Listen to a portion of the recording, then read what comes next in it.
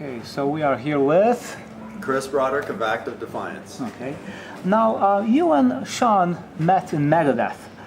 When did you realize you guys had a special connection musically?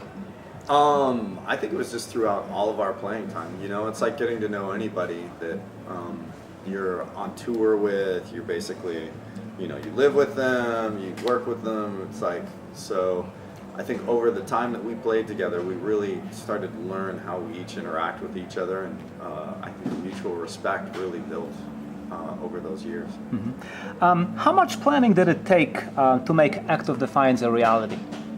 Well, I don't know about how much planning, but it took a lot of work. You know, I think pretty early on we decided we wanted to do a band, so that inception happened really quickly.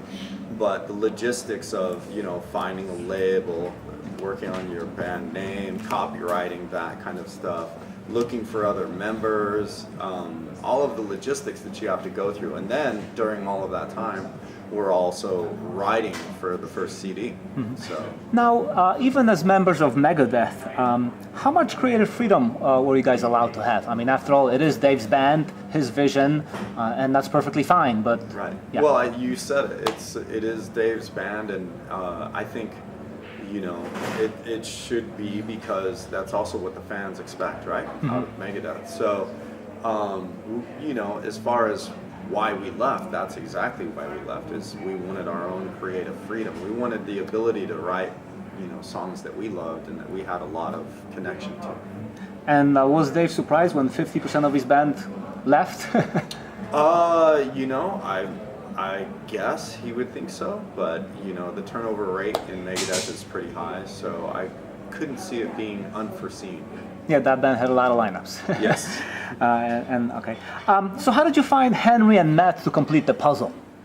Well, I'll start with Matt this time. You Yeah. know, Sean actually was the one who had recommended Matt, and I'd never even thought of him initially, because I always think of Matt as the guitarist in Shadows Fall, and I'd met him a few times, and he was a really cool dude, and I knew he was a great musician, could sing his ass off and play the guitar and write cool riffs, but, you know, we needed a bass player, so I didn't get the idea at first at all, but Sean's like, yeah, he's been filling in on bass for all these other bands, so let's see if he'd be interested in doing this. So from there, we contacted him, and he was definitely on board, so that's how we found Matt. And then Henry was a little bit more of a process of narrowing down a lot of singers that we were looking at, you know.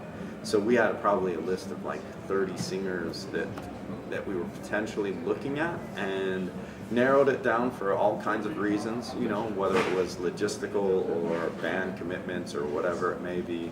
Then from there, we started to look at, you know, how they would fit the band. So we sent out demos to the 5 top singers, and we got those demos back. We heard Henry's, and we knew it had to be him. Keeping in mind your previous band experiences, what did you want Act of Defiance to be or to become? There were no expectations, nothing.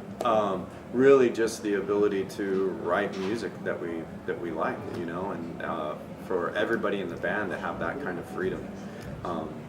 You know, obviously there has to be some compromise with any band, but that's the thing. We're all equal in that sense, and we all have a say. You know, nobody feels like, oh, well, this is so and so's band, so I have no say in this. It's everybody's band. How quickly were you able to write the music and complete the album? Which one? First one. Birth and the Burial? Yeah. Was really quick. So Sean and I started really putting together the songs in December or January of 2015, and we had the album turned in by May 1st of 2015. When the album came out in 2015, how did the public react? I thought they received it really well. Like, we got a lot of really positive criticism. You know, people talking about how heavy the riffs were, and you know, Henry's vocals, and so I thought it was really good. How did you go about marketing yourself? Well, Because that's nowadays it's probably the toughest thing to sell yourself. Right. I didn't have any particular marketing strategy whatsoever.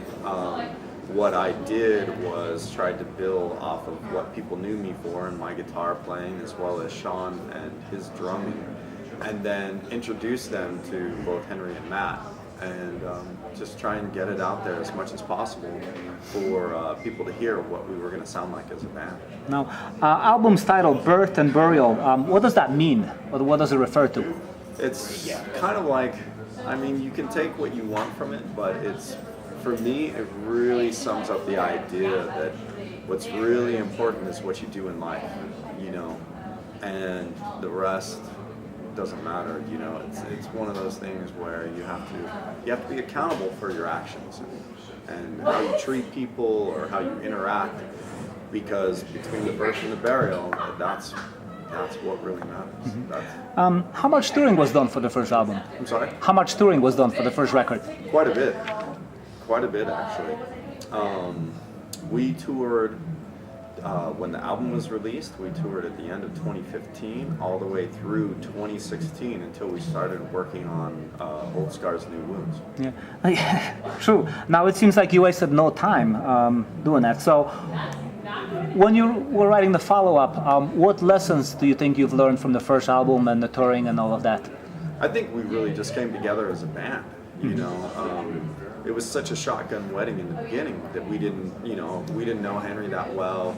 We knew Matt a little bit, we didn't know him that well. So as we toured, we really got to know each other and build that relationship. So when we came back and started recording Old Scars, New Wounds, there's a lot of the same process, but with a lot more involvement from everybody. Mm-hmm. Now, the Old Scars, New Ones was released 2 years later, 2017.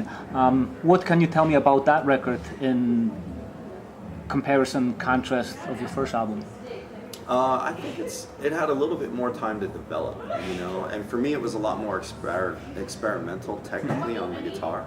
So for my part, I tried to bring a lot more techniques and a lot more tonalities into that particular album than Birth and the Burial. And then from a band perspective, there was a lot more input from everybody. So whether it was the melodic line of the vocals or the structure of the song or even a drum beat that Sean was doing, you know, everybody kind of had a say and an opinion that would be heard, and we kind of, you know, would listen to it and make sure that what was the direction that was being put forward for the song and which was the best direction. So how are you able to pull all of this off live? Because I mean, there's so much guitar on the record, and when I listen to it, it's like, how does he do it by himself live? Did you ever think of adding an additional guitar player? Absolutely. I always love two guitar bands. I love, like, when I see two guitarists doing harmonies together and playing along with each other, and you know, either supportive roles or dual lead roles or whatever. But you know, for us logistically, it's, you know, we're trying to get this band off the ground, and it's hard to actually even carry another person while touring. So right now it's just me trying to carry it. So it won't have all of the backing guitars behind my leads and stuff, but I've done as much as I can to make it sound as full as possible, and you know, using my gear to its fullest. So I'll be using like a harmonizer. Sometimes I'll have a looper come out in my gear. I have like this preset for my rhythms that's a stereo imager, so it makes the guitar sound a little bit fuller. Anything I can to make it sound as big as possible, but still be a single guitar line. Mm-hmm. Now, in your opinion, how much musical growth was there between the two albums? For me personally, I feel like I've grown leaps and bounds between the two CDs.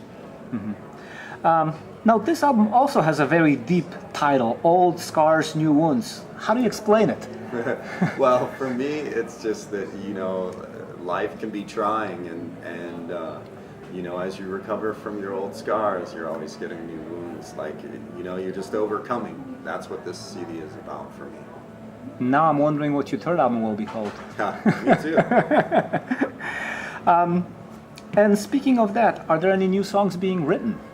Not at the moment, no. But you know, there's always ideas that I come up with randomly when I'm practicing, and I'll video record them and just kind of put them off to the side for the moment until I'm ready to develop songs. Finally, did Act of Defiance meet your expectations that you had prior to launching this band?